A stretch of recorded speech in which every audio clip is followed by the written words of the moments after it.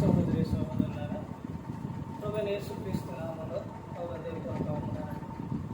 ముందుగా ఇంత మంచి సమయాన్ని ఇచ్చిన తండ్రైన దేవునికి ప్రభువైన క్రీస్తు ద్వారా కృతజ్ఞతాస్తుతులు చెల్లిస్తున్నాను. మరి బాగున్నారండి. వాక్యం చదువుకొని ప్రార్థన చేసుకున్న తర్వాత పాఠంలోకి వెళ్దామంటే యోహాను గారు రాసిన సువార్త 2వ అధ్యాయం 1వ వచనం నుంచి 3వ దినమున గలిలయలోని కానా అను ఊరిలో ఒక వివాహం జరిగింది. యేసు తల్లి అక్కడ ఉండెను. యేసును ఆయన శిష్యులను ఆ వివాహమునకు పిలువబడింది. ద్రాక్షారసం అయిపోయినప్పుడు యేసు తల్లి వారికి ద్రాక్షారసం లేదని ఆయనతో చెప్పగా యేసు ఆమెతో, అమ్మా, నాతో నీకేం పని? నా సమయం ఇంకనూ రాలేదని. ఆయన తల్లి పరిచారకులను చూసి, ఆయన మీతో చెప్పున్నది చేయుడని ప్రార్థన చేస్తుంది. పరలోకమందున్న మా తండ్రి, పరిశుద్ధ ప్రేమ గల తండ్రి, గొప్ప తండ్రి, యెహోవా తండ్రి, మీ ప్రియకుమారుడు యేసుక్రీస్తు ప్రభువు ద్వారా కృతజ్ఞతాస్తుతులు చెల్లిస్తున్నాం. నాయన, ఈ రాత్రి వేళ మా అందరితో మాట్లాడమని మా ప్రభువైన యేసుక్రీస్తు నామమున వేడుకుంటున్నాం తండ్రి. ఆమేన్. ప్రభువైన యేసుక్రీస్తు నామములో హృదయపూర్వక వందనాలండి. దేవుని కుమారుడు యేసుక్రీస్తు ప్రభువు ఈ లోకానికి వచ్చిన తర్వాత పరలోక రాజ్యం సమీపిస్తుంది కనుక మారు మనస్సు పొందమని ప్రకటింప మొదలుపెట్టారు. అంశం క్రీస్తును గురించి తల్లి చెప్పిన విషయం.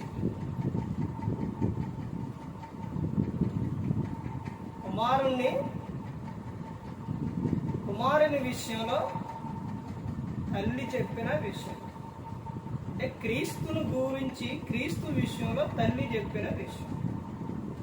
తల్లి కొడుకు వీరిద్దరూ కుమారుని గురించి ఇతరులకు మరియమ్మ గారు చెబుతున్న విషయం ఏమని చెప్తుంది?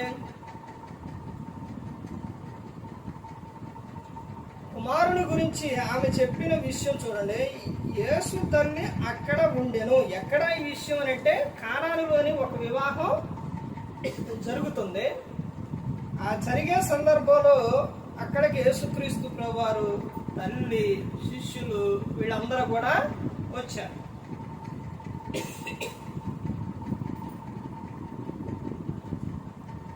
వచ్చిన తర్వాత యేసును ఆయన శిష్యులను ఆ వివాహంలో పిలవబడింది.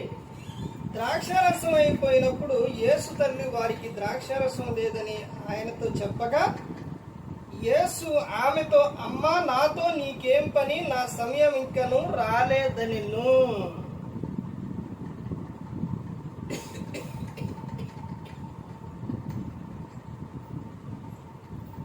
గర్భఫలం దేవుడిచ్చు బహుమానం. గర్భఫలం దేవుడిచ్చు బహుమానం.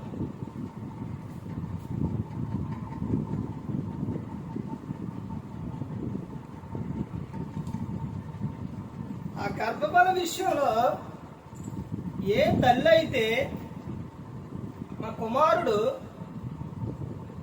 దేవుని పనిలోని దేవుని కొరకు బ్రతుకుతున్నాడు, దేవునిలో ఉండాలి అనేది తల్లి కోరుకుంటుంది. ఏ తల్లి?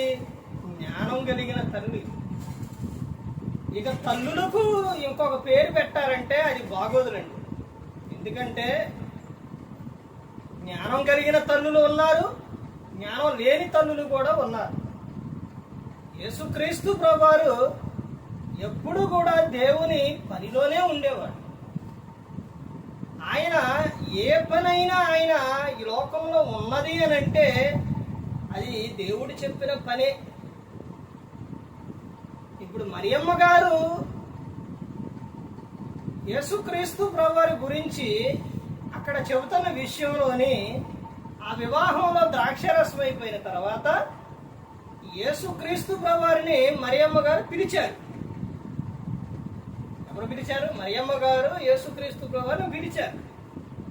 ఆయన చెబుతున్న విషయం ఏంటి? అమ్మా, నా సమయం ఇంకా రాలేదు, నాతో నీకేంటి పని అని యేసుక్రీస్తు ప్రభువు చెబుతాడు. ఒక సందర్భంలో మరి అదే ఈ రోజున ఉన్న తల్లులైతే, అమ్మో అమ్మో అమ్మో, నా కొడుకు నన్ను పట్టించుకోవట్లేదు, మేమంటే అసలు ఇది లేదు అని ఎంత ఇది చేస్తారో. ఒక సందర్భంలో యేసుక్రీస్తు ప్రభు వారి దగ్గర సమూహం మీటింగ్ జరిగే సందర్భంలో అక్కడకు ఎవరు వచ్చారు అని అంటే మరియమ్మ గారు, ఆయన సహోదరులు అక్కడికి వచ్చారు. వచ్చినప్పుడు అక్కడికి ఒక ఆయన వెళ్ళి, అయ్యా నీ తల్లి నీ సహోదరుడు వచ్చారయ్యా అని చెప్తారు. చెప్పినప్పుడు యేసుక్రీస్తు ప్రభు ఏమంటారో తెలుసండి? ఇలా చేయి చూపించి అక్కడున్న జనసమూహం వైపు చూపించి, ఎవరు నా తల్లి, ఎవరు నా సహోదరుడు? నా తండ్రి చిత్త ప్రకారం చేయువారు నడిచేవారే నా తల్లి, నా సహోదరులని యేసుక్రీస్తు ప్రభు చెబుతారు.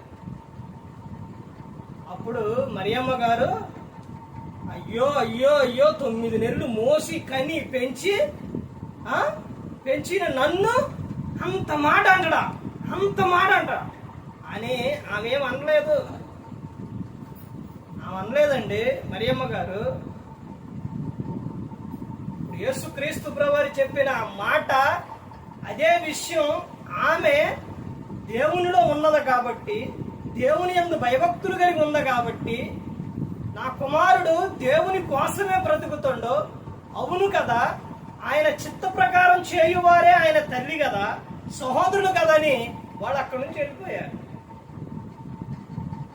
ఏడ్చుకుంటా, నన్ను ఎంత మాట అండు నా కొడుకు, నా సహోదరు నా పిల్లల్ని ఎంత మాట అండు అంటే, తోడపుట్టినోడు కాదు కాబట్టి అంత మాట అంది అని ఆమె ఏమన్నా అందా?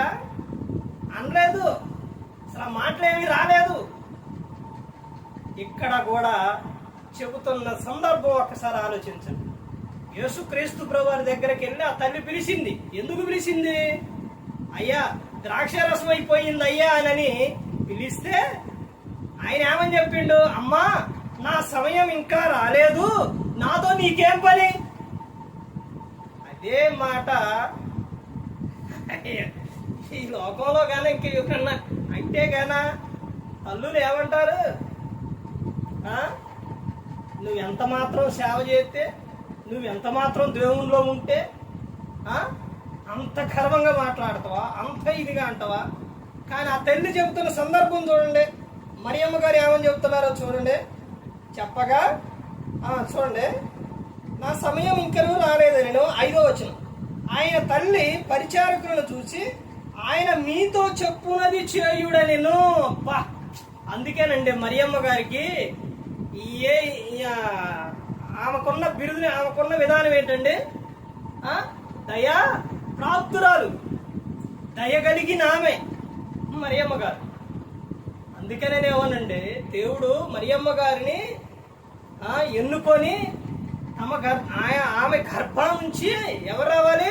యేసుక్రీస్తు ప్రభువు రావాలి అని ఆమెను ఎన్నుకున్నాడు. అసలు ఆమె జీవితం, ఆమె విషయం చూడండి. ఆమె కలిగిన దయ, ఆమె కలిగి ఉన్న ప్రేమ చిన్నప్పుడు నుంచి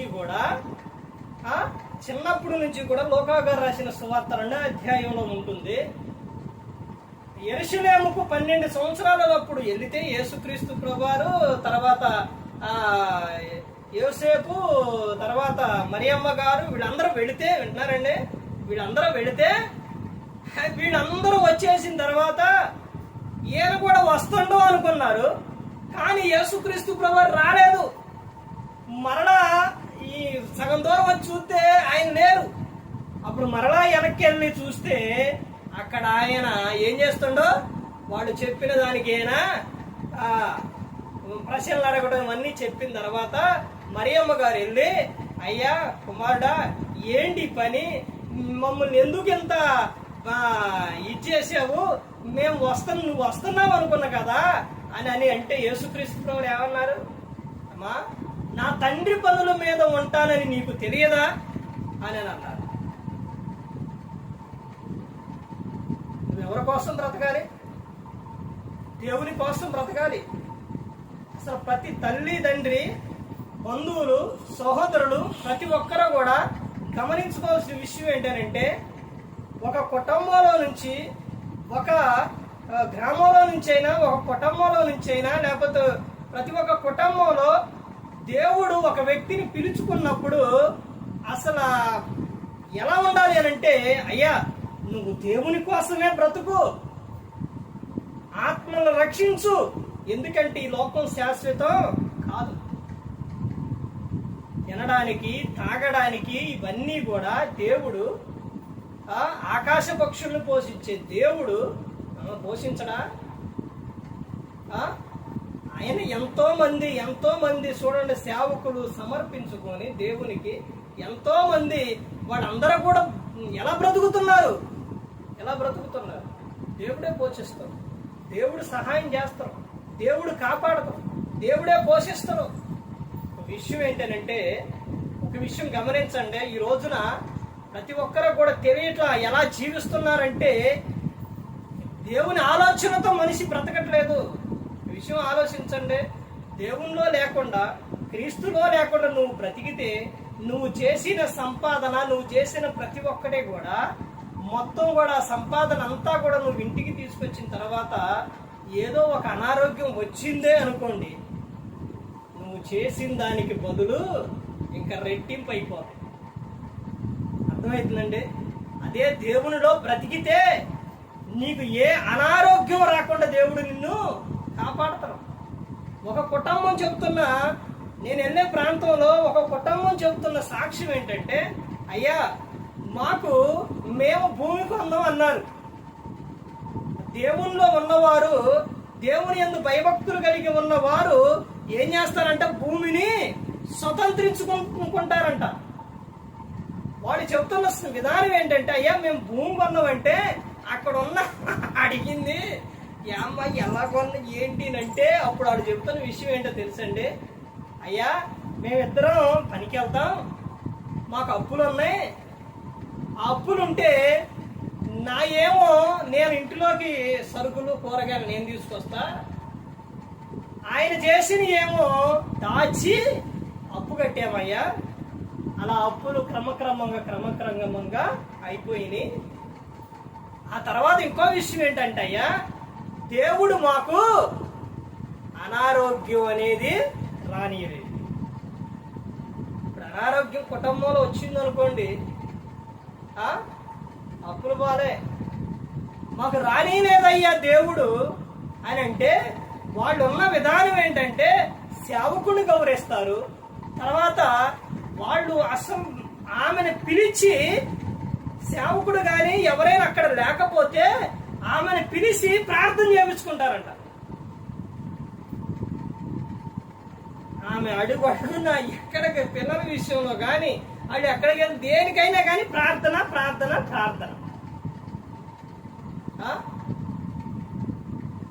చూడండి, దేవుడు మంచి ఆరోగ్యాన్ని ఇచ్చిండు, పిల్లలకు జాబులు ఇచ్చిండు, చదువులు ఇచ్చిండు, చక్కని కుటుంబం. సేవకుడు వచ్చిండనంటే ఇక ఎవరు సేవకుడు అంటే ఎవరు?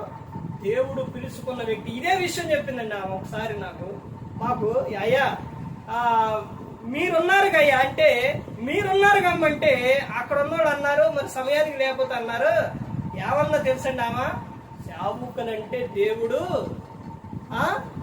ఏర్పరచుకున్న వ్యక్తి. మనం అంటే పిలిచినోడు, వాళ్ళు ఏర్పరచుకున్న వ్యక్తులు. ప్రతి ఒక్క స్త్రీ జ్ఞానం కలిగి ఉండాలండి, కుటుంబంలో జ్ఞానం కలిగి ఉండాలి, మాటల యందు ప్రతి ఒక్క విషయంలో. ఈ తల్లి మరియమ్మ గారు చెబుతున్న విషయం చూడండి, కుమారుడు చెప్పింది మీరు వినుండి అని చెబుతుంది, ఆయన చెప్పింది చేయండి మీరు అని చెబుతుంది. నువ్వు నా కుమారుడువే, నువ్వెంత అనేది ఆమె అందా? నీ మాట ఏంటి అన్నదా? అనలేదు. ఎప్పుడు కూడా ప్రతి ఒక్కరు కూడా కలిగి ఉన్న విధానం ఏంటంటే జాలి, దయ, కరుణ ఇవన్నీ కలిగి ఉండాలి. యేసుక్రీస్తు ప్రభువారి గురించి మరి ఆయన 12 మందిని వెంట వేసుకొని సువార్త చేస్తూ అనేక ప్రాంతాలకు యేసుక్రీస్తు ప్రభువు వెళ్ళారు. ప్రతి ఒక్క తల్లి ఆనందపడాలి. ఈ రోజున ఎంతో మంది చూడండి, యవనస్తులు ఏంటి ప్రతి ఒక్కరు కూడా తాగటం, తిరగటం, లేకపోతే ఎలా పడితే అలా జీవించేస్తున్నారు. జెబెదయి కుమారుల తల్లి ఏం చేసిందండి? ఇద్దరు యవనస్తులు పిల్లవాళ్ళు, ఎవరో యేసుక్రీస్తు ప్రభువారు శిష్యులు వాళ్ళిద్దరినీ కూడా ఎక్కడ తీసుకొచ్చింది? ఆ తల్లి ఆడకి తీసుకొచ్చిందండి. యేసుక్రీస్తు ప్రభువారి దగ్గర తీసుకొచ్చింది. మత్తయి సువార్త 20:20 తీసుకొచ్చి ఆ తల్లి చెబుతున్న విషయం, అయ్యా ఒకరు నీ కుడి వైపున ఒకరు నీ ఎడమ వైపున కూర్చున్న సెలవు అయ్యానని యేసుక్రీస్తు ప్రభువారిని అంటారు. ఎక్కడ? పరలోకంలో. నా కుమారుడు ఎప్పుడు కూడా ఆనందంగా ఉండాలని తల్లి కోరుకోవాలి. నా కుమారుడు ఎప్పుడు బహుగా ఫలించాలని తల్లి కోరుకోవాలి. ఈ తల్లి కోరుకున్న విధానం ఏంటో తెలుసండి? ఎక్కడ కాదు, అయ్యా నా కుమారుడు జాబ్ చేసి లేకపోతే బాగా సంపాదించి బాగా ఇది చేసి అంత చేసినోడు నిన్నెందుకు చూస్తావు? ఆ విధంగా ఉన్నోడు చాలా మంది చూడరు. కొంతమంది చూస్తారేమో కానీ అందరి గురించి నేను చెప్పట్లేదండి.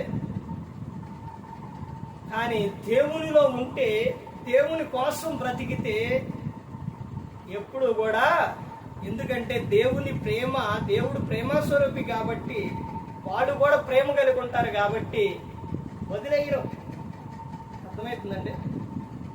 వాళ్ళు పట్టించుకుంటారు. అందుకనే ప్రతి ఒక్క తల్లి కూడా ఈ రోజున చూడండి, బయట పిల్లలు ఎంత విచ్చలవిడిగా తిరుగుతున్నారో, ఏ విధంగా తయారైపోతున్నారో. ఈ రోజున ఎక్కడ చూసిన వృద్ధాశ్రయాలు, లేకపోతే బయట వదిలిపెట్టేయడాలు, ఇవన్నీ జరుగుతున్నాయి. అంటే వాళ్ళని బాగా చదివించారు కానీ దేవునిలో మాత్రం పెంచలేదు. అదే దేవునిలో పెంచితే, దేవుని కోసం వాళ్ళు బ్రతికితే మిమ్మల్ని కూడా ఎలా చూస్తారు? ప్రేమగా చూస్తారు. తల్లి కుమారుడు పట్ల తల్లి ఉన్నంత కాలము కూడా, తల్లి తండ్రి అయినా ఎవరైనా ప్రతి ఒక్కరూ కూడా గమనించుకోవాల్సిన విషయం, పిల్లల క్షేమమే కోరుకోవాలి. జెబెదయి కుమారుల తల్లి ఆమె ఏం చేసిందండి? ఎక్కడ క్షేమం, ఎక్కడ ఆనందం, ఎక్కడ సంతోషం అంటే పరలోకంలో. అక్కడ ఉంటే ఎల్లకాలం యుగాలు తరతరాలు ఎలా ఉంటారండి? ఆనందంగా సంతోషంగా ఉంటారు. అదే ఆ తల్లి కోరుకు. యేసుక్రీస్తు ప్రభువు చెప్పారు, అమ్మా నా చేతులు ఏమీ లేదు, అంతా తండ్రి చిత్తం అని చెప్పారు. మరియమ్మ గారు యేసుక్రీస్తు ప్రభువారి గురించి చెబుతున్న విషయం, ఆ కుమారుడు చెప్పిన మాట మీరు వినండి. ఎందుకనంటే ఆయన ఎవరో తెలుసా? యేసుక్రీస్తు ప్రభువారు ఎవరండి? దేవుని కుమారుడు, సర్వశక్తిమంతుడు, పరిశుద్ధుడు. మీరు ఆయన మాట వినండి. ఆయన మాట వింటే ఇక్కడ అద్భుతం జరుగుతుంది. ఒక విషయం, మా యోహాను గారు రాసిన సువార్త 7వ అధ్యాయంలో ఆయన సహోదరులు ఆయన పట్ల విశ్వాసం ఉంచలేదు. అలా ఉంచకపోవడం వలన తర్వాత ఇంకా జరిగిన విషయం ఏంటంటే, అనేక ప్రాంతాల్లో చుట్టుపక్కల అన్ని చోట్ల అద్భుతాలు జరిగినాయి కానీ యేసుక్రీస్తు ప్రభువారు ఉన్న ప్రాంతంలో మాత్రం అద్భుతాలు జరగల. ఎందుకంటారండి చెప్పండి? వింటున్నారా? ఎందుకని? ఆయన పట్ల ఏముంచలా? విశ్వాసం ఉంచలా. వీళ్ళు క్రీస్తు వారని గిన్నెడ చల్లీలు ఇస్తే మీకేమొస్తుందంట? మీకు వచ్చే ప్రతిఫలం అధికమవుతుంది, ఆ ఫలం పోదు అని యేసుక్రీస్తు ప్రభు చెప్తున్నారు. సేవకుడు ఎక్కడ ఘనహీనుడు అవుతారంటే తన ఇంటనంట తన స్వదేశంలోనే ఘనహీనుడు చెబితే ఎన్నరో. కానీ తల్లి ఏమని చెబుతుందో చూశారండి? ఆయన చెప్పిన మాట మీరు వినుడే అని మరియమ్మ గారు చెబుతున్నారు. మరియమ్మ గారు కుమారుని గురించి చెబుతున్నారు. ప్రతి ఒక్కరు కూడా గమనించుకోవాల్సిన విషయం ఏంటంటే, ప్రతి ఒక్కరు కూడా ఎప్పుడు కూడా అందరూ బాగుండాలి, వాళ్ళు ఆశీర్వాదకరంగా ఉండాలి, వారు బహుగా ఫలించాలని మనం ఎప్పుడు కూడా కోరుకోవాలండి. మనం ఏదైతే మాట్లాడతామో అదే ఏమవుతుంది? అదే మరలా మన మీదకి వస్తుంది. మీకు ఒక విషయం చెప్పాలి, ప్రతి ఒక్కరు గమనించుకోవాలి. వింటున్నారండి? జీవ మరణములు ఎవరి వశంలో ఉన్నాయి? దేవుని వశంలో ఉన్నాయి. జీవ మరణములు దేని వశంలో ఉన్నాయి? సామెతల గ్రంథంలో ఉంటుంది. దేని వశంలో ఉన్నాయి? మీకు ఇంట్రెస్ట్ లేదనుకుంటా. దేని వశంలో ఉన్నాయి? నాలుగు వశంలో ఉన్నాయి. నువ్వు నాలుగుతో ఏదైతే మాట్లాడతావో అదే నీ మీదకి వచ్చింది. నువ్వు ఎప్పుడు ఏడుస్తూ తిడుతూ గోల చేస్తూ ఎప్పుడు ఉంటే అదే నీ మీదకి వచ్చింది. నువ్వెప్పుడు ఆనందంగా సంతోషంగా నవ్వుతూ ఉంటే అదే నీ మీదకి వచ్చింది. నువ్వు ఒక వ్యక్తిని దీవించు, ఆ దీవెన నీ మీదకి వచ్చింది. ఒక వ్యక్తిని శపించు, ఆ శాపం నీ మీదకి వచ్చింది. ఇది తెలియని వ్యక్తులు ప్రతి ఒక్కరు కూడా ఈ లోకంలో ఎలా జీవిస్తున్నారనంటే, ఎవరిని పడితే వారనే దూషించడం, శపించడం, లేకపోతే ఎలా పడితే అలా మాట్లాడుతున్నారు. కానీ అవన్నీ తిరిగి నీ మీదకే వస్తాయని నువ్వు గమనించుకోవడం. ఒక వ్యక్తి అంట ఎప్పుడు ఈ పక్క ఒకటి ఈ పక్క ఒకడు ఉండి వాడు మాట్లాడుతూ ఉంటే ఆకాశం దేవుడు అంట అవి పైకి వెళ్తాయి అంట. దేవుడు సాక్షులు పెట్టండి, గుర్తుందండి మీకు? ఆకాశం ఆలకించు, భూమి చెవి యొగ్గు. మనం మాట్లాడే ప్రతి ఒక్క మాట కూడా ఆకాశం ఆలకించిద్ది, భూమి చెవి యొగ్గిద్దంట. ఇవి ఈ పక్కన ఒక ఆమె ఏం చేస్తుందంటే అందరిని తిట్టడం, అందరిని బూతు మాట్లాడటం, అందరిని ఎలా పడితే అలా మాట్లాడుతూ ఉంటే ఈ ఆకాశానికి వెళ్తాను. ఏంటయ్యానంటే, అయ్యా ఆమె అందరిని తిట్టడమేనయ్యా, అందరూ పగేరయ్యా అంటే ఆమె మీదకే వెళ్ళును గాక అన్నాడు. ఈ పక్కన ఉన్నావా అందరినీ ఏం చేస్తుంది?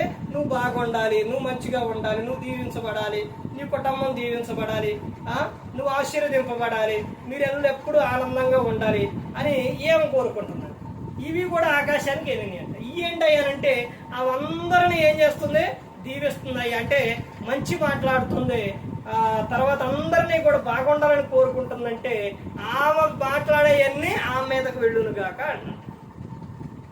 అర్థమైందండి? మనం ఏదైతే అంటామో అదే తిరిగి వస్తుంది. జీవ మరణములు దేని వశంలో ఉన్నాయి?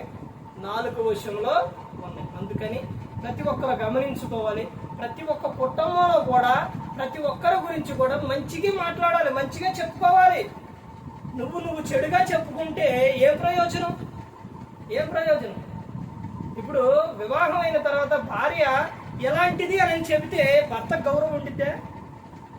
భర్త గురించి నా భర్త ఎలాంటి వాడు అని చెబితే భార్య గౌరవం ఉండిద్దే? అంటే ఒకళ్ళ తప్పులు ఏం చేసుకున్నారు?